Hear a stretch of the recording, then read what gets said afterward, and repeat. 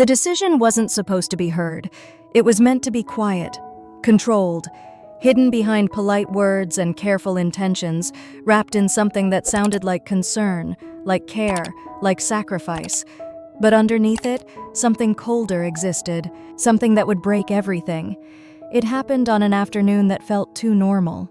The house was calm, sunlight spilling gently across the floor, Bo playing nearby with his toy car, his soft laughter filling the space with something warm, something real, something that didn't belong to the conversation happening just a few steps away. Tử Tiên stood in the living room facing Jack's mother. There was no tension at first, just silence, until the older woman placed a small envelope on the table. "Take it," she said. Tử Tiên frowned slightly. "What is this?" "A way out," Jack's mother replied calmly. The words didn't sound harsh, but they were.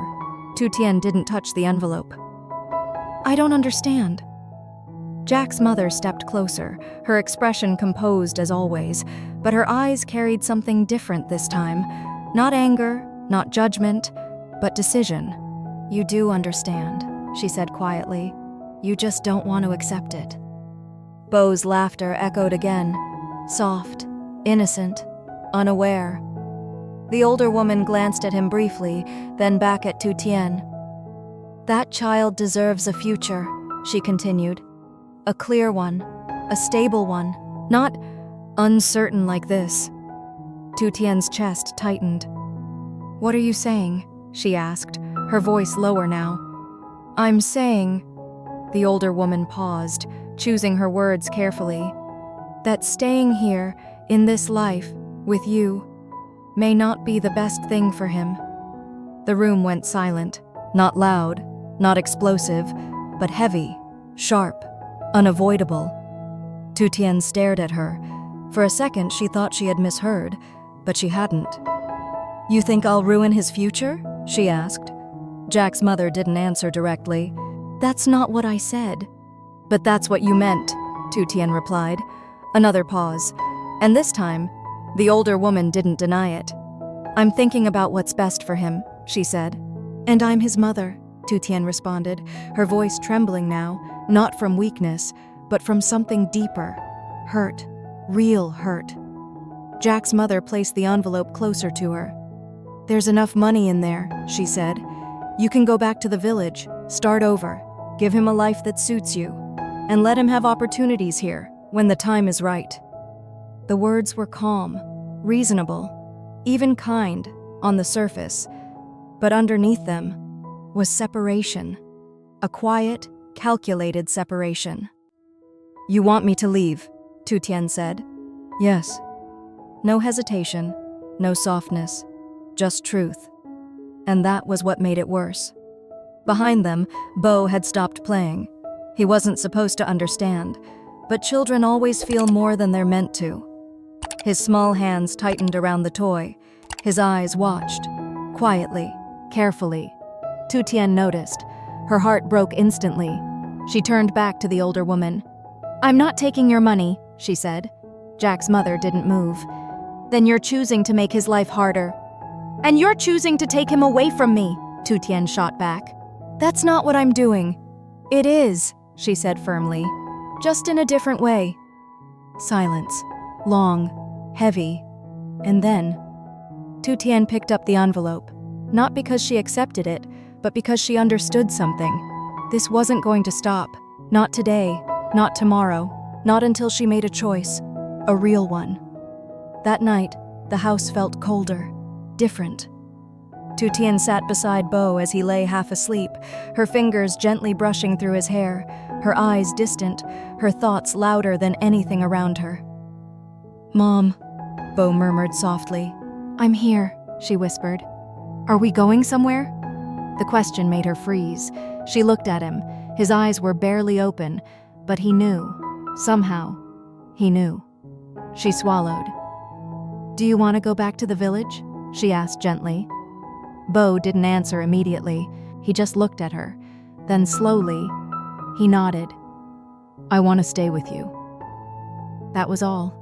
Not the village, not the city, not the future, just her. And in that moment, everything became clear. The next morning came quietly. Too quietly. Jack had already left early for work, unaware that something irreversible had already begun. Tử Tiên packed slowly. Not everything, just what mattered. Clothes, essentials, and the envelope, still untouched. She looked around the house one last time, not with anger, not with regret, but with something closer to acceptance. "This was never really mine," she whispered. Beau stood by the door, holding her hand, ready. They left without a sound. No message, no explanation, just absence. Hours later, Jack walked into the house. "Tử Tiên?" he called out. No answer. "Beau?" Silence. His steps slowed, then quickened. Room to room. Nothing. His heart began to race. Fast, too fast. He grabbed his phone immediately, called her, once, twice, 3 times. "The number you have dialed is not available." His hand tightened. No. He looked around again, and that was when he noticed. The missing things. Not everything, but enough. Enough to understand. She left. The words felt unreal, impossible, but they were true. He stood there for a second, frozen. Then suddenly, he moved, fast, grabbing his keys, running out, because this time, he didn't need to think, he didn't need to guess. He knew exactly where she went, the village, the place she always returned to when everything else fell apart. The drive felt endless, every second heavier than the last, every thought louder than the road. Why didn't she tell him? What happened? Who made her leave? And then, a realization hit him.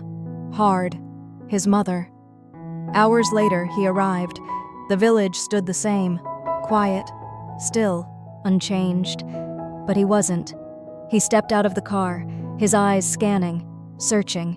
And then, he saw her, standing outside the small wooden house, Beau beside her. Safe, but distant. From him. "Tien," he said. Her name carried everything. Relief, pain, confusion. She turned, slowly. Their eyes met, and in that moment, nothing else mattered, except one thing, the truth.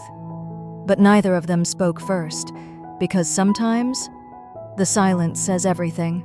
The silence between them didn't feel empty, it felt full of everything that had not been said, everything that had been misunderstood, everything that had been broken long before this moment. And as Jack stood there, facing Tử Tiên in the place she had once called home, he realized that finding her had been the easy part.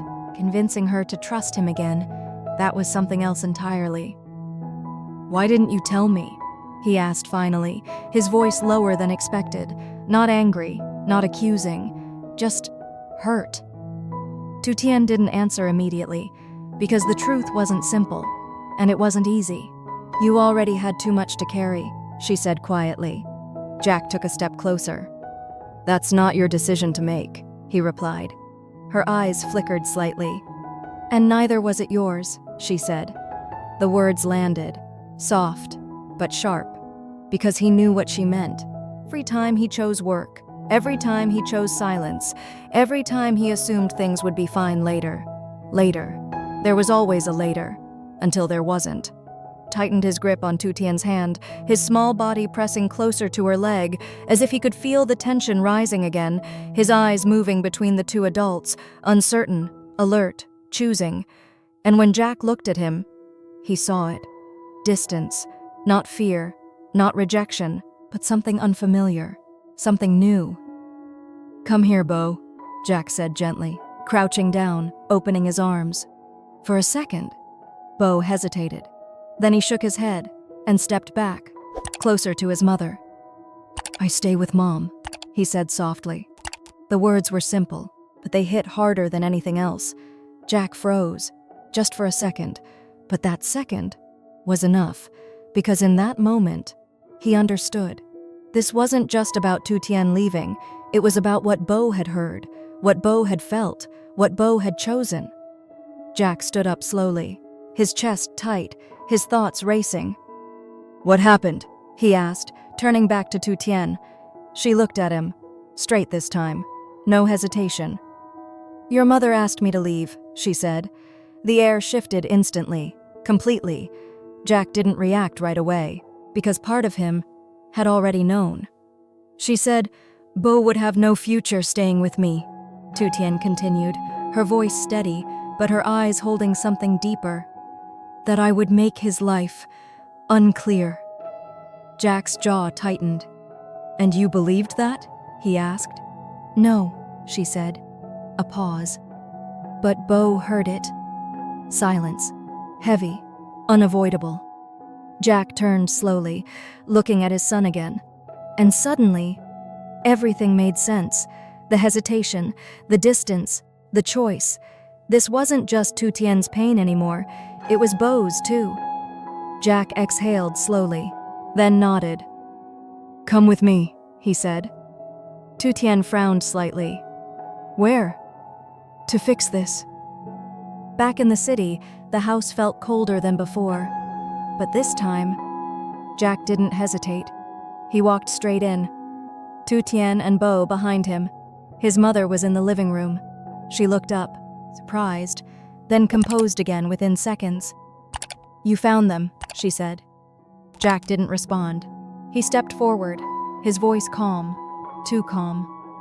"You're going to apologize." The words landed like a shock. The older woman blinked. "What?" "To her," Jack said, his tone unwavering. "And to Bo." A pause. Then, "No."